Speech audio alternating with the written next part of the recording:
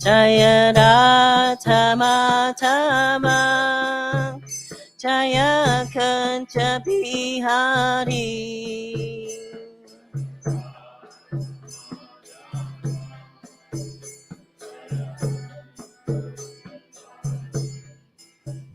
Jaya Radha Madhava Jaya Kunja Bihari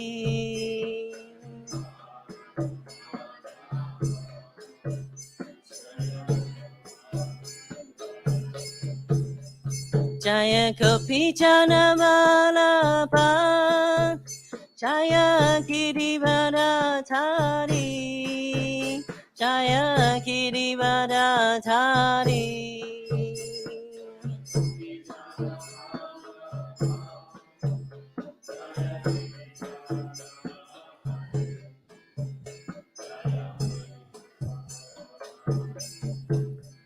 Jaya Jasodhanandana Jaya Pratijana Ranjana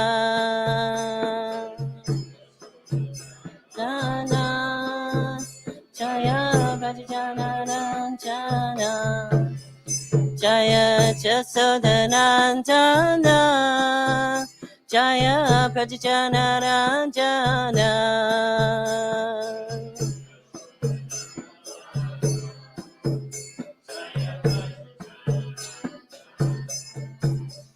Jaya Jasu Jaya Jamuna Tiravanachari Jaya Kunja Bihari Jaya Kunja Bihari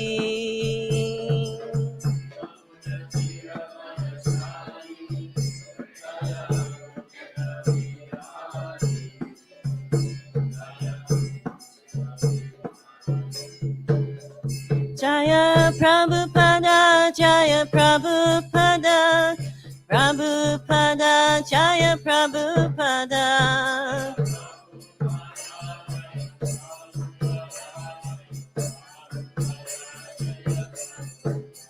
Jaya Kodani Tai Jaya Maya Posati Jaya Kodani Tai Jaya Maya Posati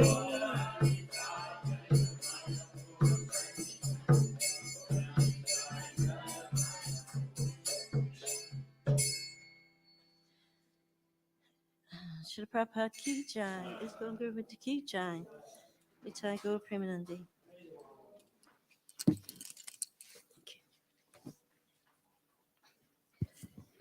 So reading from Srila Prabhupada Leelamrita.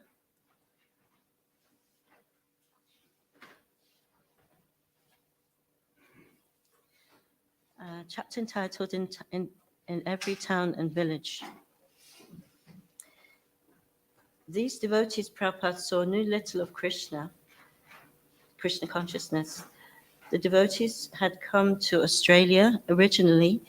Upendra and Balimadan had opened the devotees who had come to Australia originally, Upendra and Balimadan, had opened the center and left, returning but rarely.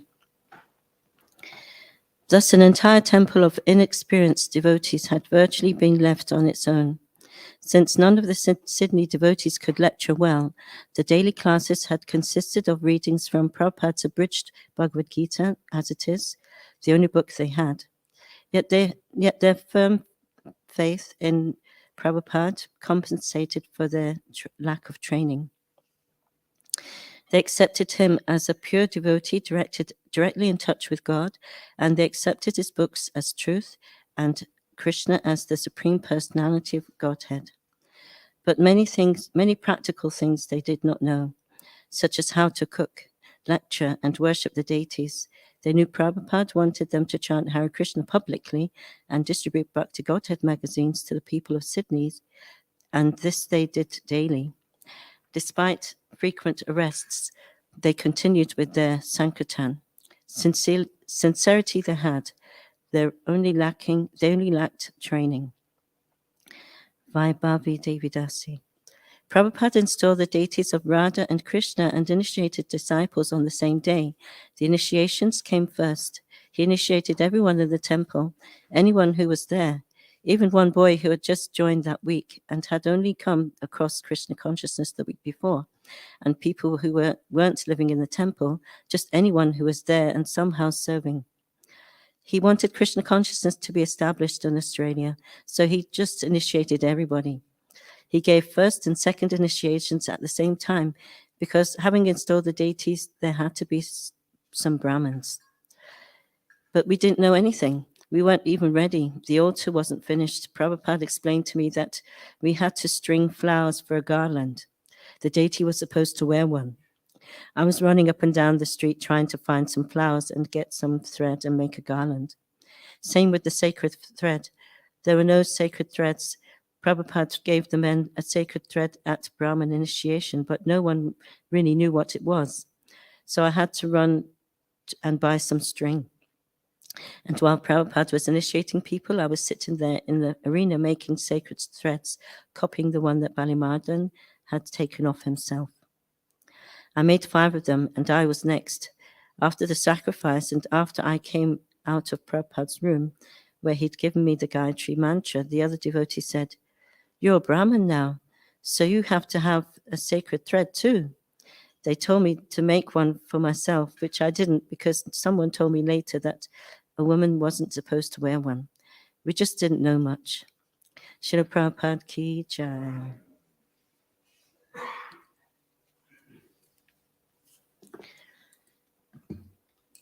So reading from Srimad Bhagavatam, Canto 6, Chapter 10, Text 8. Is it?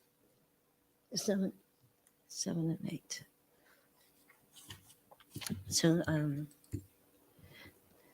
there's no purport to 7, so I'll just do that one myself. So Om Namo Bhagavate Vasudevaya. Om Namo Bhagavate Vasudevaya. Om Namo Bhagavate Vasudevaya. Shri Rishivacha Dhammam. I'll do the first one myself and we go together with the next one.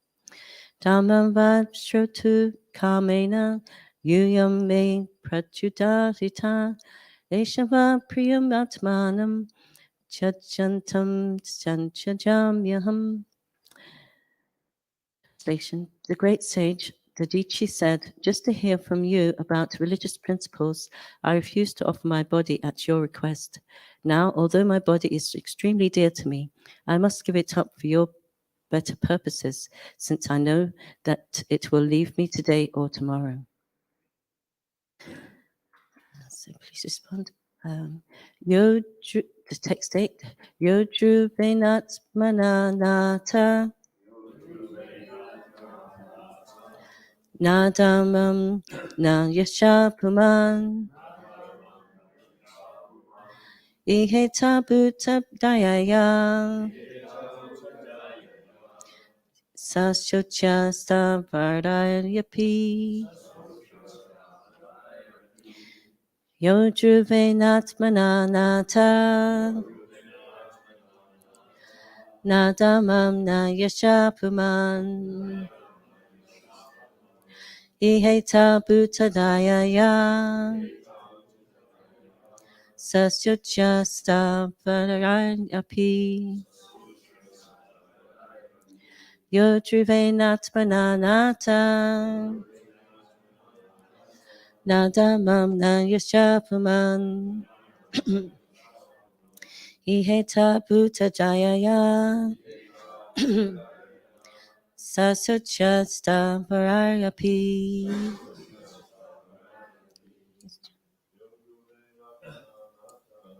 Everything they know, but I don't have to.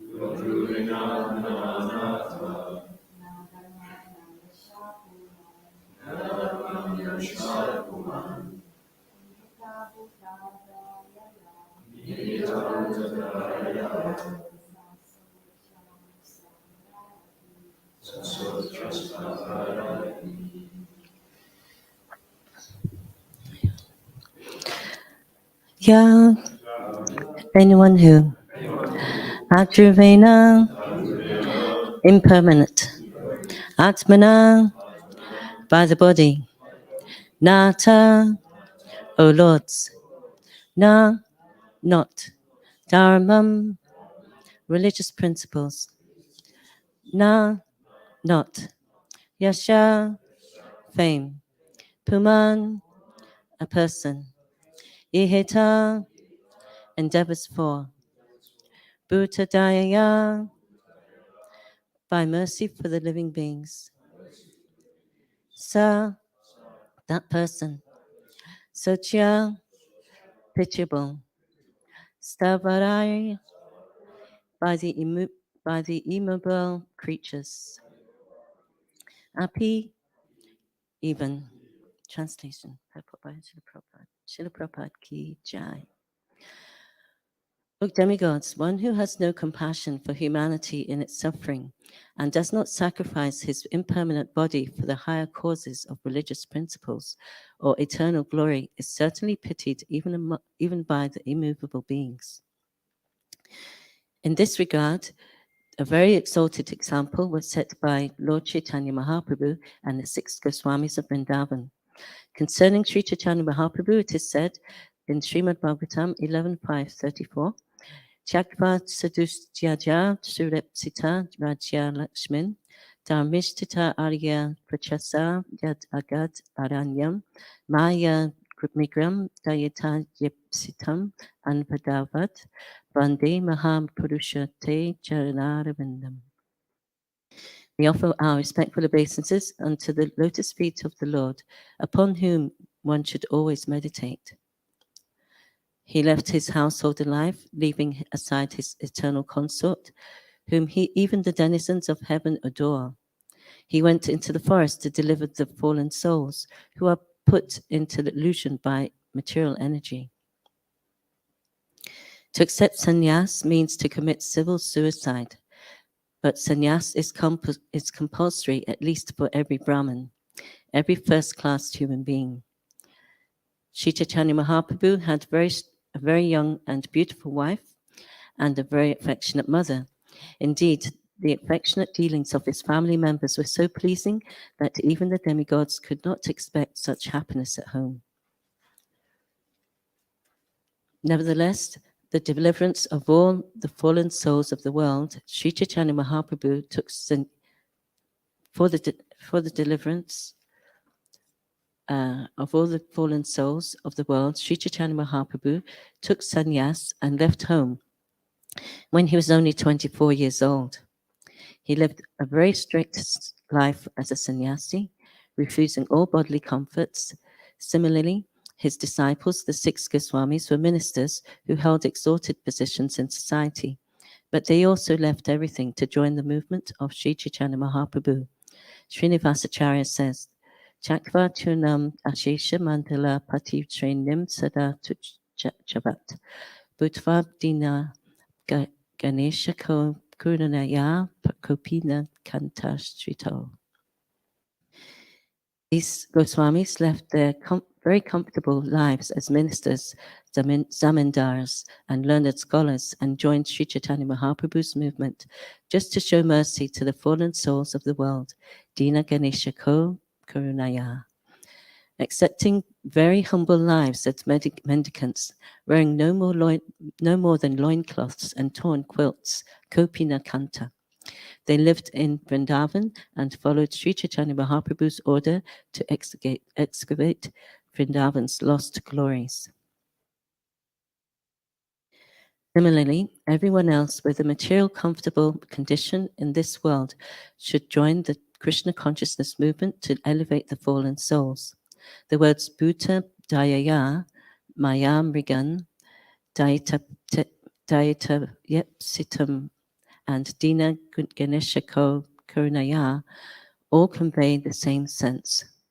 These are very significant words for those interested in elevating human society to a proper understanding of life. One should join the Krishna consciousness movement, following the examples of such great personalities as Sri Chaitanya Mahaprabhu, the 6 Goswamis, and before them the great sage Dadichi. Instead of wasting one's life for temporary bodily comforts, one should always be prepared to give up one's life for better causes. After all, the body will be destroyed. Therefore, one should sacrifice it for the glory of distributing religious principles throughout the world.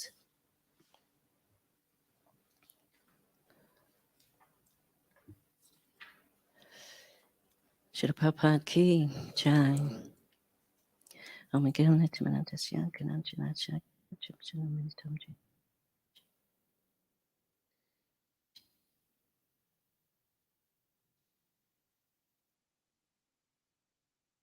Deyam Shri Guruji.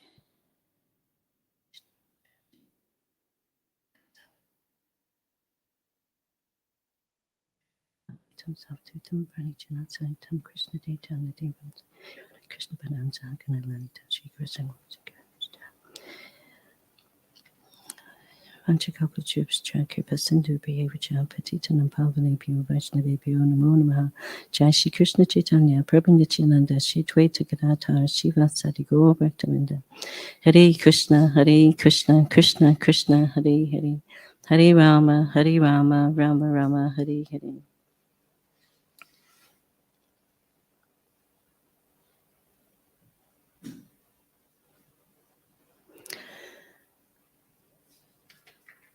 So I'll go through the translations again.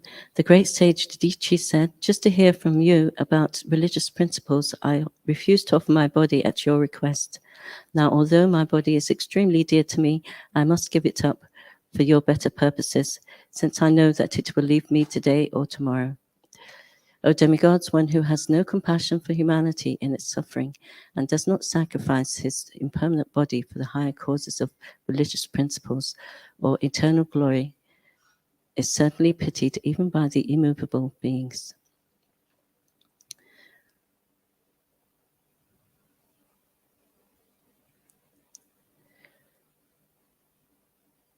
So this conversation between the great sage Dadichi and the Sakama devotees, the demigods, who were so self-interested that they were prepared to allow someone to die for their cause. And the great sage Dadichi, understanding that the body was temporary, was willing to give it up for their cause in charity.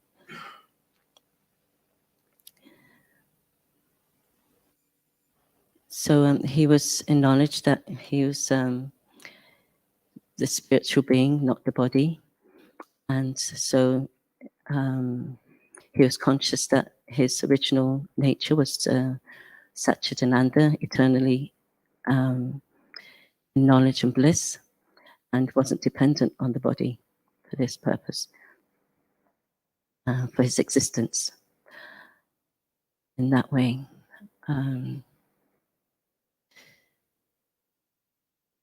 So this is how we're all created to be eternally in complete bliss and perfect knowledge.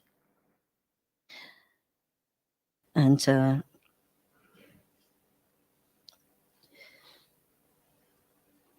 ultimate goal in life is to regain our lost relationship with the Lord, of one of loving service, and eventually go back home, back to Godhead, back to the spiritual world where the spiritual energy is in control and has everything eternally in complete bliss and perfect knowledge. The material energy reigns supreme in this material world and therefore has everything temporary, full of ignorance. It allows it to flourish, and so much misery as a result.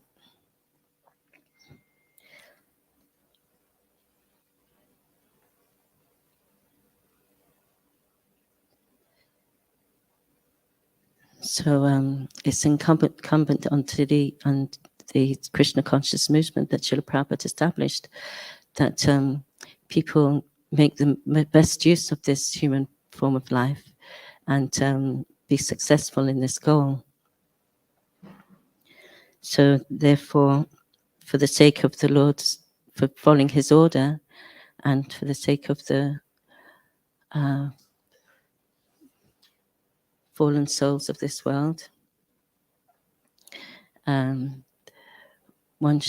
devotees of this movement should be merciful and do whatever they can to facilitate that success.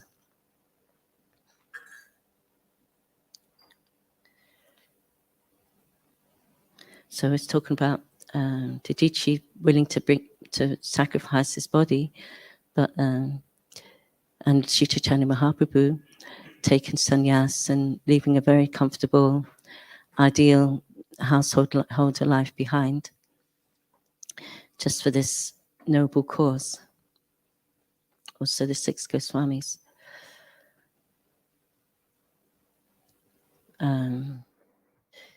So we're here to give facility to others, but also to save ourselves. We may not be in the platform of being willing to be able to just give up our body, and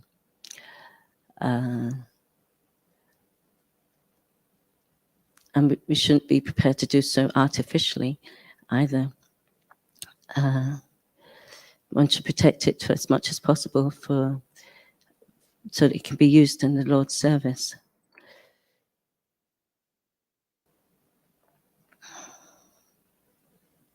So we can come to with this ISKCON movement is where devotees can come together to collectively bear this weight and become. I remember then becoming glorious.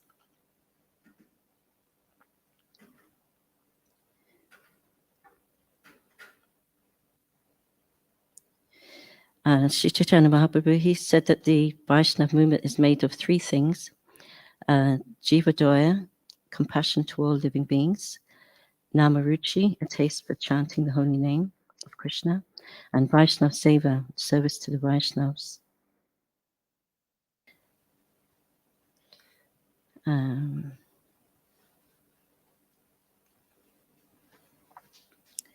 So this service to the Vaishnava comes in different ways.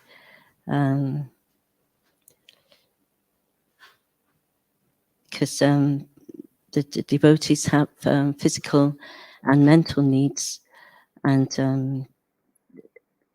Bhaktivinoda Thakur, he says in his book Chaitanya Charitamrita, how the upkeep of the body is properly, the keeping of the body is properly nourished through eating and drinking, sleeping and exercise, and in times of sickness, adequate medicines, and the fulfillment of one's fulfillment of one's physical needs.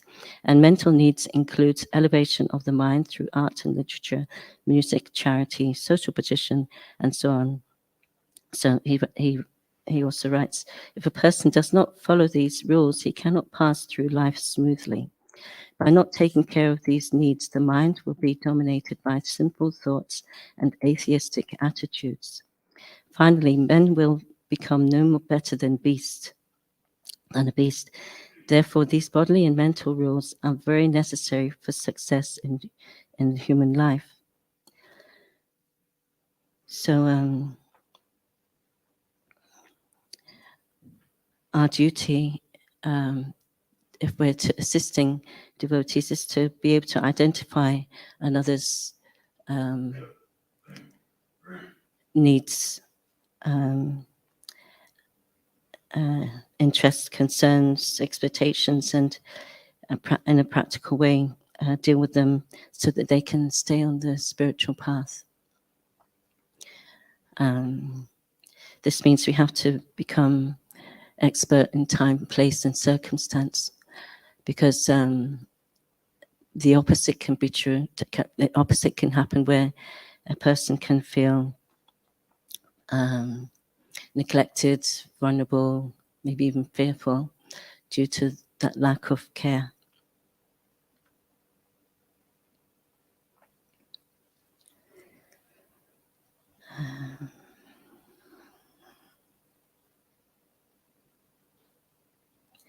So we may feel that we have no compassion, but just as Prabhupada says, we can become sincere by being sincere. We become enthusiastic by becoming enthusiastic. And similarly, we become compassionate by acting compassionately. It may feel artificial, but because it's our nature, our original nature, it will come out in time.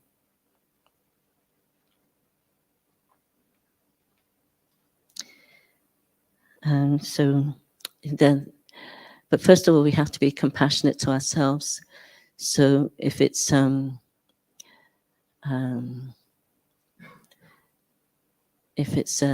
if we find that we'll be impacted by extending ourselves, then maybe we're not the right person. And if we know of someone who has issues of any kind, then we can make it known to someone who can help them. In this way, we can accommodate. We are a house where the whole world can live. It just takes us to become expert in how to and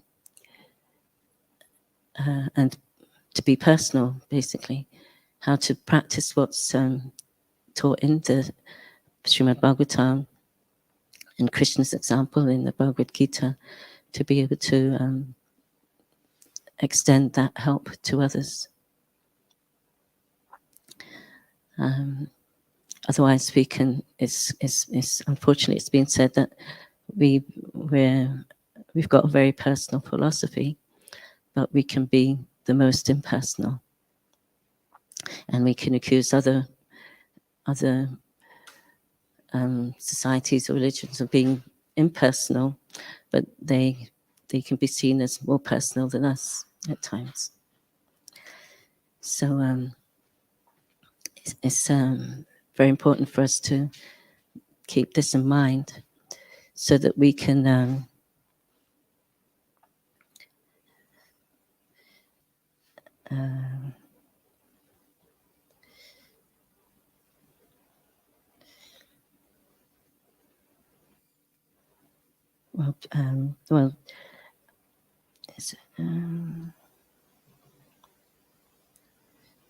as it says in Bhagavatam 3:21-31, you should show compassion to all living entities. Then you will attain self-realization. You should give assurance of safety to all, and by doing so, you will perceive your own self as well as all the universes in me and myself in you. So the opposite can be true. Like if we don't show compassion to all living entities, then we won't attain self-realization.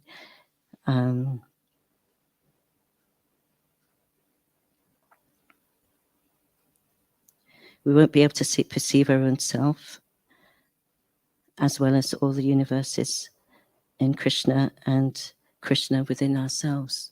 So it's that important that we extend that compassion. Because the Bhagavad Gita is just Krishna's compassion upon Arjuna. He may give so many rules and regulations, but it's all a manifestation of his compassion. So if we trying to impose rules and regulations without that compassion, then the opposite can be true. The goal of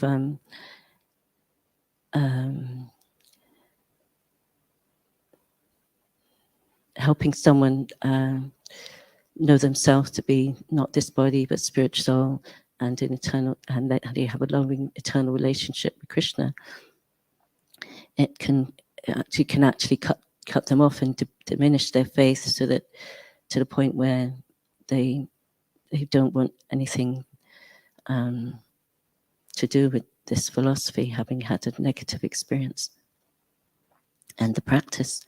So in this way, we are acting in a way that's contrary to the upliftment of humanity at large.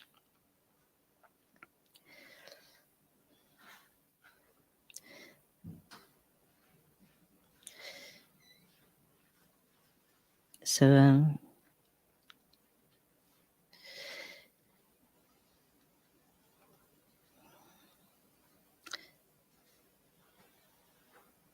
So Bhaktivinoda Thakur, he also says, Shri Krishna is very quickly satisfied with persons who have compassion toward all others and do not cause them any pain and anxieties. Shishikona Mai Prashashi Ki Jai. Compassion is the foremost quality of the Vaishnavas. Compassion is their main dharma. That's from the Jaiva Dharma, chapter 20. And he explains further, compassion and compassionate actions help us to forget our ego-centered world. Compassionate actions therefore give rise to self-realization and then God-realization. The Thakur then gives 3 meditations to help us develop compassion. Number 1, all living beings are equal. Number 2, all experience misery in the same way that I do.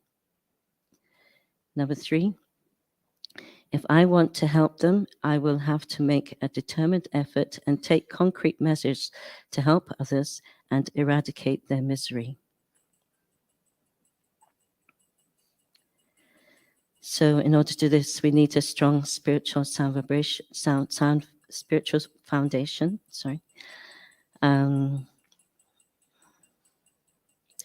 to be open to seeing the pain of others, to not ignore it, and or their confusion or problems, to become free from judging them or envying them.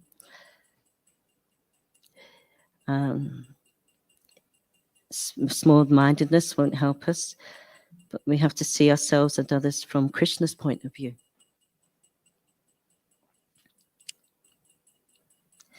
You know, but every soul is just on one part of their journey of many lifetimes.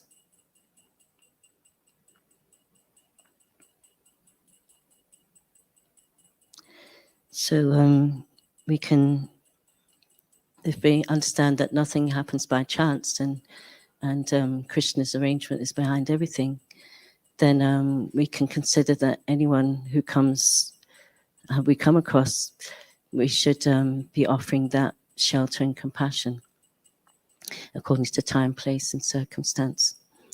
And if we feel unable to do it ourselves, then we can pass it on to others so that they can, their faith and so on remains intact.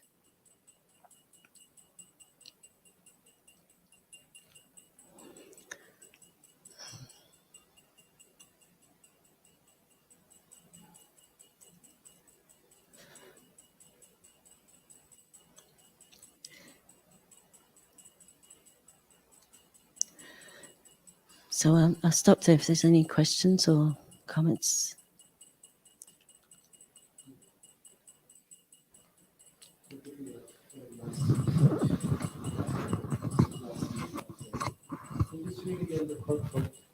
Thakur, where you're describing to take care of the mind, body, and soul. That was interesting. I'd just like to hear it again. And where is it from? Which book is it? I think it's Jivadharma. Jivadharma. Chaitanya Chikshamrita. Let's see. I think in the beginning he was quoting that. It was very interesting.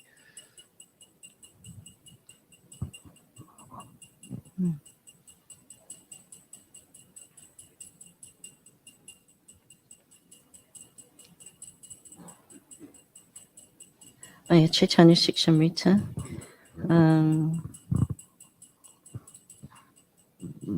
Physical needs are not the body is properly nourished through eating and drinking, sleeping and exercise, and in times of sickness, adequate medicines. And fulfillment of mental needs include elevation of the mind through art and literature, music, charity, social position, and so on. Thank you. Very interesting. Oh. Thank you. Any other comments?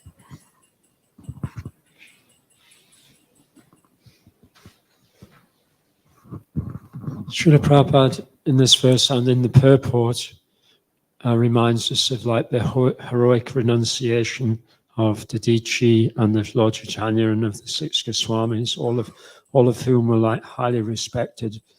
Even though Dadichi was already a renunciant, but still he was well known for his renunciation, and he was a respected teacher. So all of these occurrences of renunciation have been passed down like throughout our tradition, so we can be like inspired by that renunciation. So is that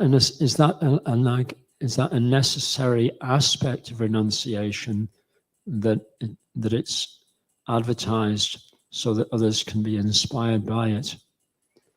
That's my question.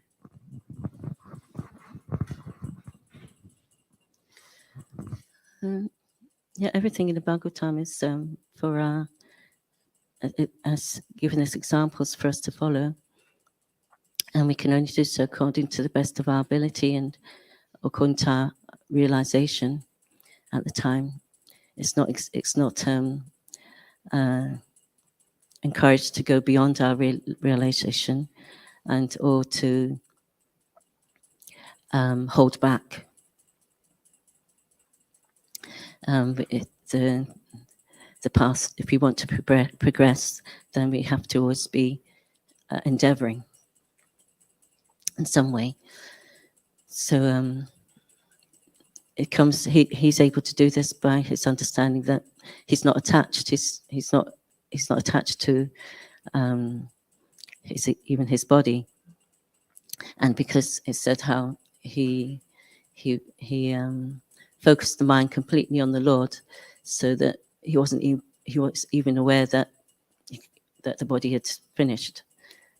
So his transition, he wasn't from his transition from that body. He wasn't even aware of it. It wasn't like painful or anything. He was so absorbed in the Lord, in trance. So this is what's recommended of us, that we can come to that point where we're totally in trance in meditation on the name, form, qualities, and pastimes of the Lord, so that we're unconscious of the pains and pleasures of this body, or we're feeling so fortunate in that meditation that seeing the sufferings of others is painful.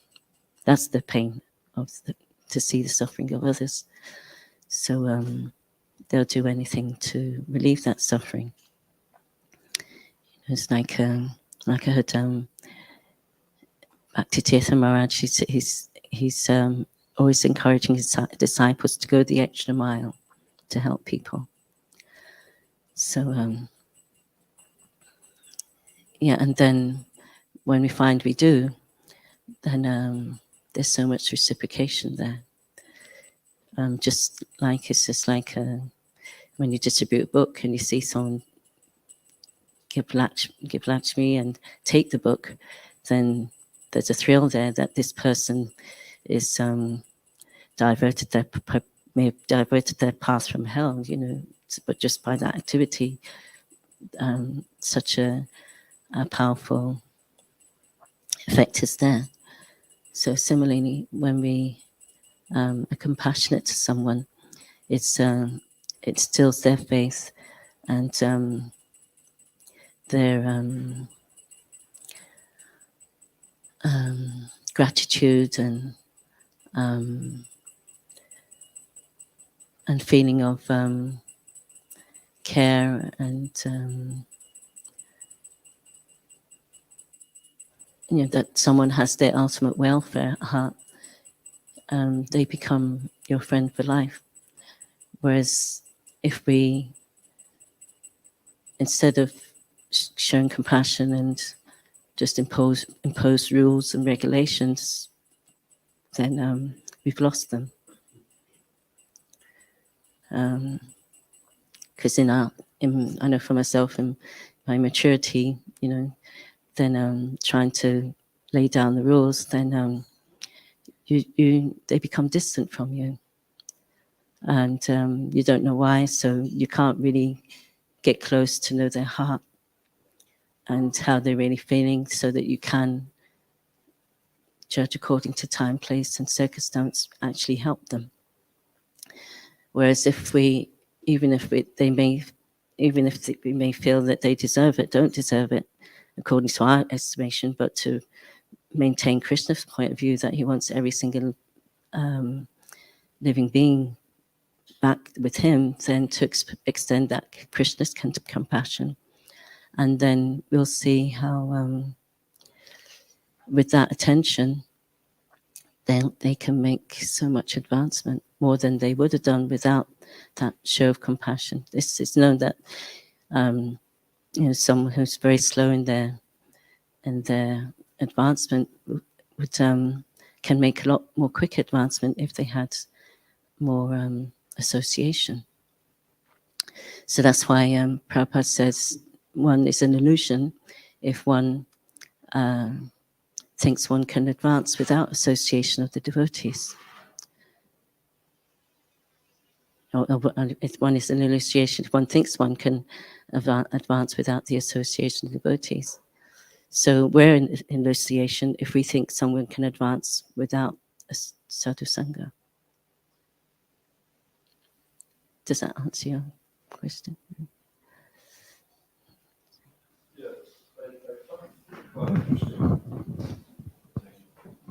In this verse and purport, the connection that's made between renunciation and compassion.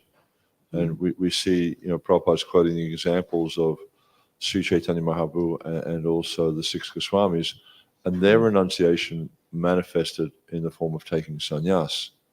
Mm. But for us, fallen grihastas, etc., how does that renunciation manifest, especially to help us develop compassion for the fallen conditioned living entities?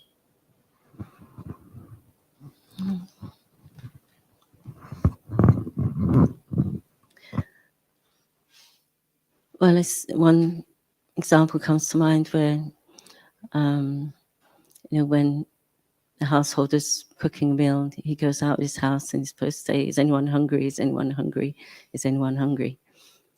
So, where as a household, we're meant together, having the being supported by each other with that,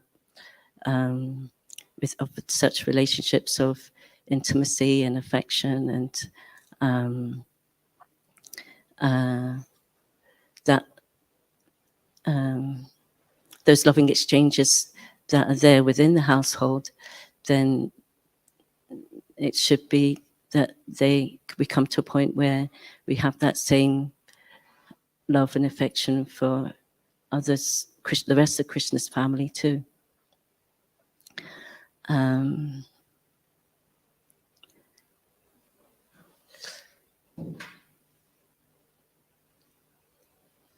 Yeah, because we may not be able to do it on our own, having the support of the Grihata ashram. It's like if we can't make it on our own, then we need the support of others in that. That's the ashram provided.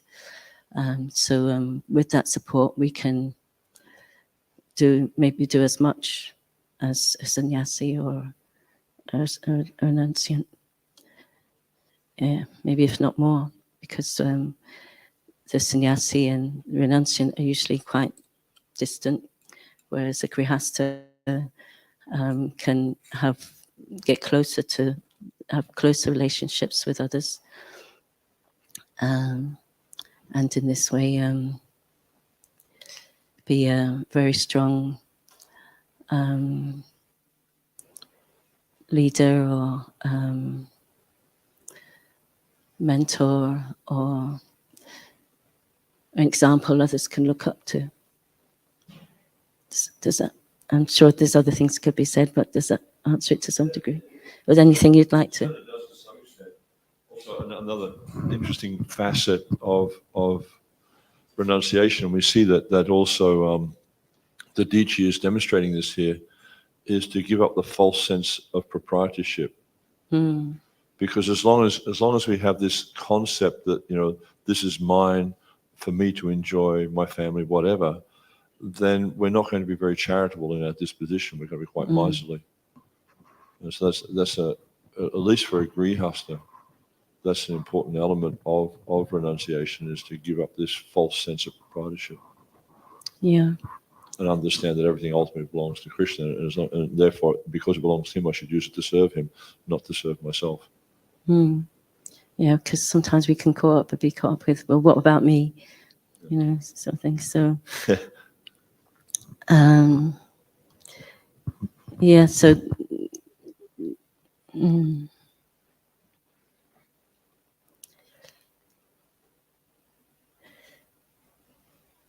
that's why as far as I know, that's why the Grihastha ashram's there, so that if we have these tendencies, then it can be nourished. It can be, it's a need. So, so that we can be supported that way, so that we can extend ourselves. The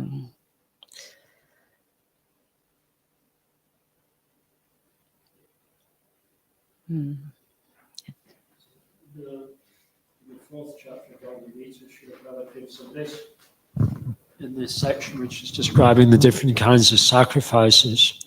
So in the Bhagavad Gita, in the fourth chapter, Srila Prabhupada, in the purport, lists some of the varieties of charity that householders give, which is like opening orphanages and dharmashalas, places of where guests can be accommodated on their journey free of charge, and also orphanages and places for free food distribution, digging wells.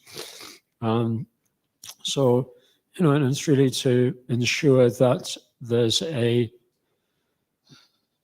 basic level of health in the whole human population, so that anyone can, so that there's no real extreme poverty actually, and therefore also no cause for real conflict and violence. So we see in today's society there's lots of opportunities for us to participate in those kind of activities, because they're throughout the world, they're greatly under threat at moments. Yeah.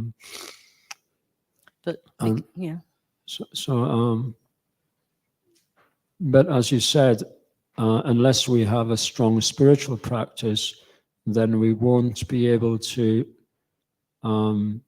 extend that compassion indiscriminately to all living beings, but we'll have a tendency to become attached to one group of people, and that's kind of what leads to political conflict, where because people identify with their bodies, then their compassion is limited to people who they identify with, because of their bodily platform. Mm.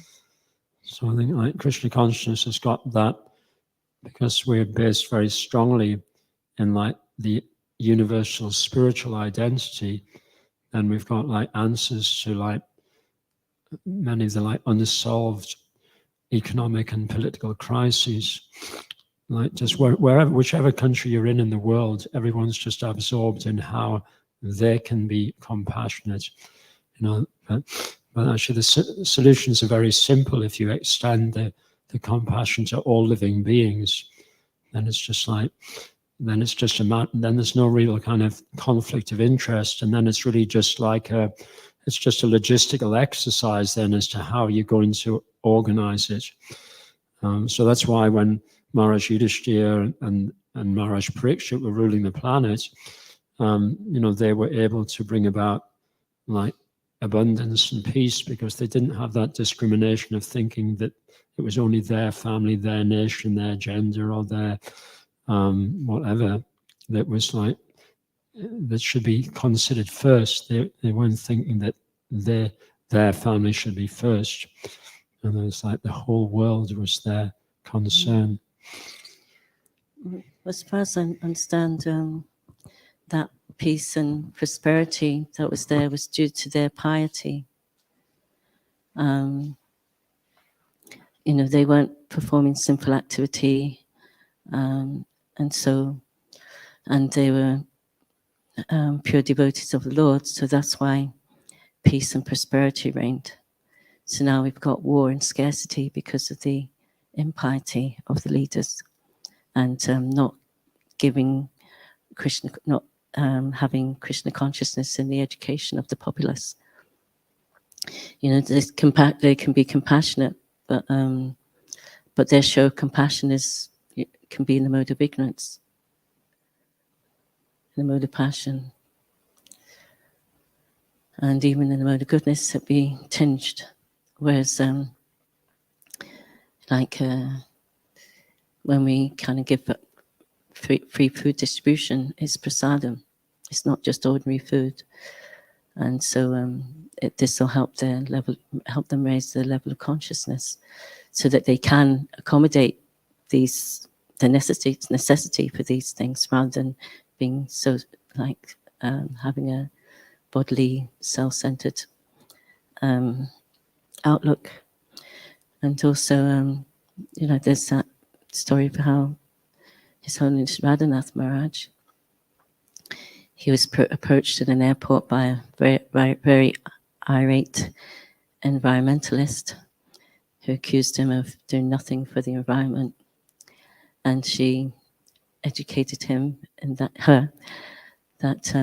well, you can clean up all the rivers, you can, you know, clean up the soil, get rid of pollution and all sorts, but if people's hearts are still polluted, then it will just go back to that polluted state again. So that's why it's so important. The Krishna, the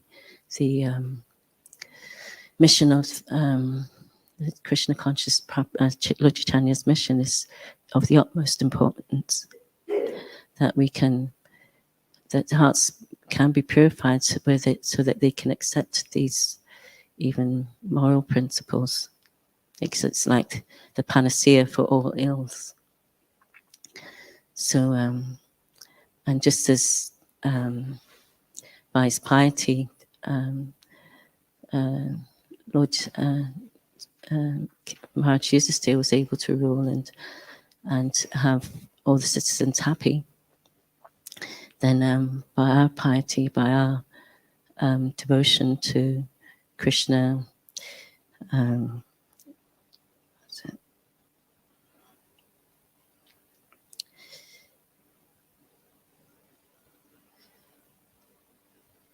Jivadoya Namaruchi Vaishnav Seva,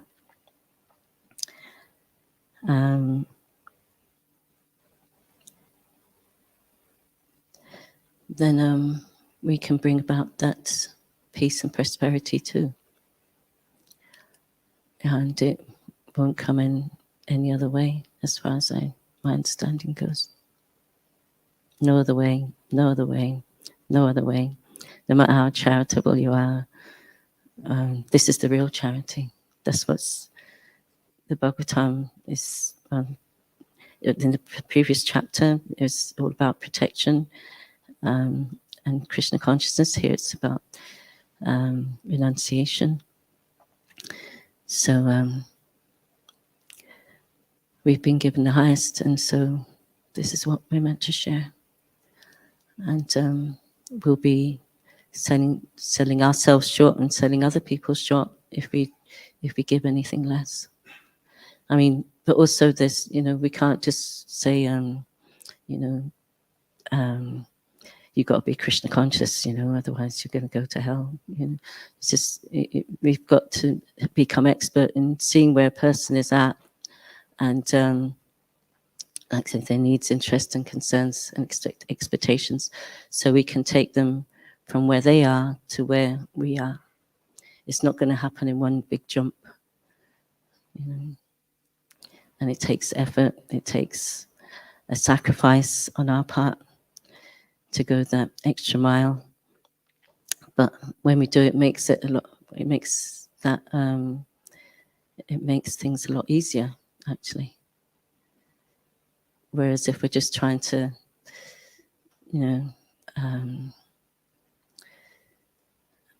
point things out or this, then it may alienate. So we won't be able to. You won't be able to open their ears to be able to listen to you in the first place. So, anything else?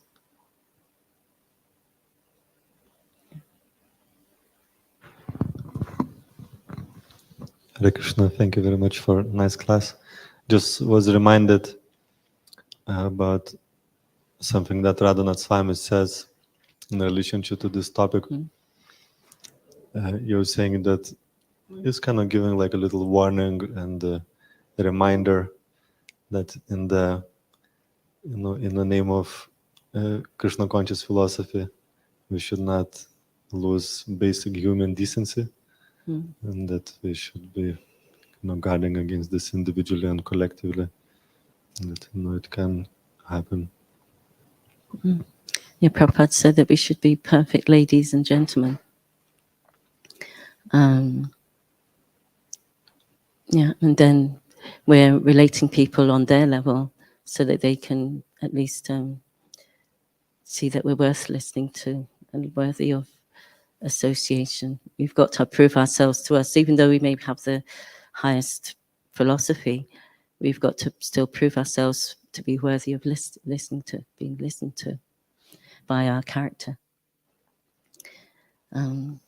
Anything else anyone would like to add? It's a very interesting statement, and thank you. And I must apologize. I have not read the book. I don't know the context in which it came.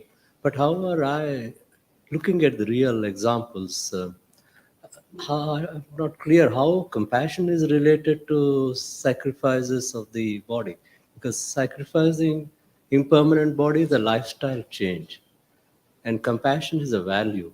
And I'll give you the illustration of Bill Gates Foundation, which is doing great work. I don't think Bill Gates has changed his lifestyle in any way or sacrificed something, to my knowledge. So how are they connected is something I find difficult to link. Compassion is there in different forms of manifests in non-material assistance or material assistance, depending on one's own volition. So could you clarify that? Thank you. I'll try. From what I understand is because Didichi wasn't attached to his body, therefore he wasn't attached to his ego, or he wasn't attached to having lots to eat or comforts of any kind. So therefore he was free to give everything he had for the sake of relieving the suffering of someone else. So if one's wants to be charitable, then you're giving up something that's may be precious to you for the sake of the upliftment of somebody else. So because he was so renounced that he's even able to give his body in charity, then from that we can see that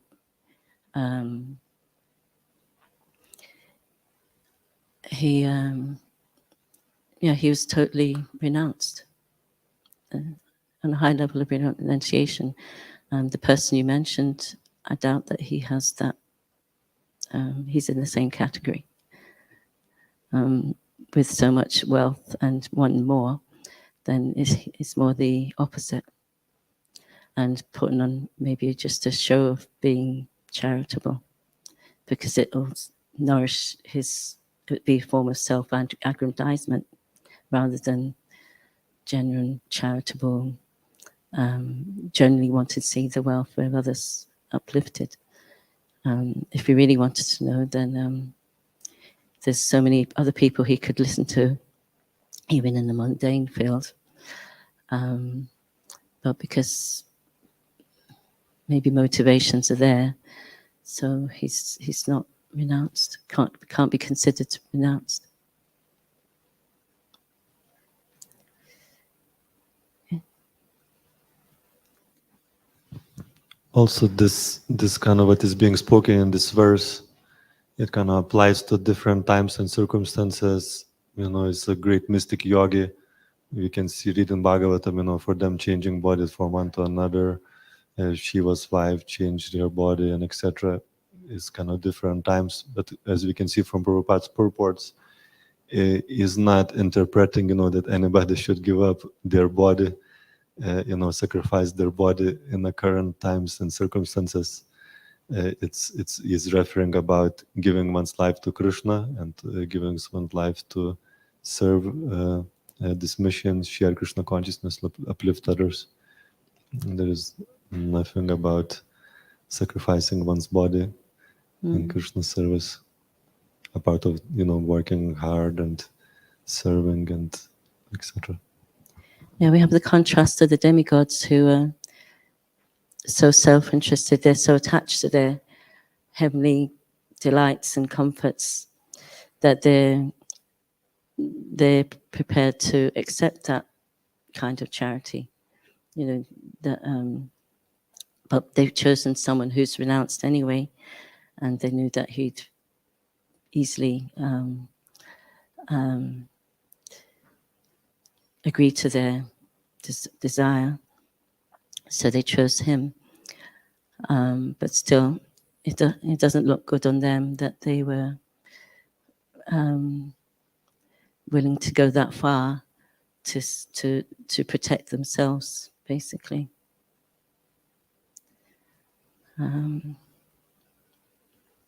So that's why they don't have the they're not eligible to go back home, back to Godhead, because they're not. It's not exactly something that's going to help them on the path of self-realization or God realization. So I think I better stop there. So thank you very much for your attention. Srimad Bhagavatam ki jai, Grantaraj Srimad Bhagavatam ki jai, Srila Prabhupada ki jai, ISKCON Guru Vrinda ki jai, Nitai Gaur Premanandi. Haribol. Jai.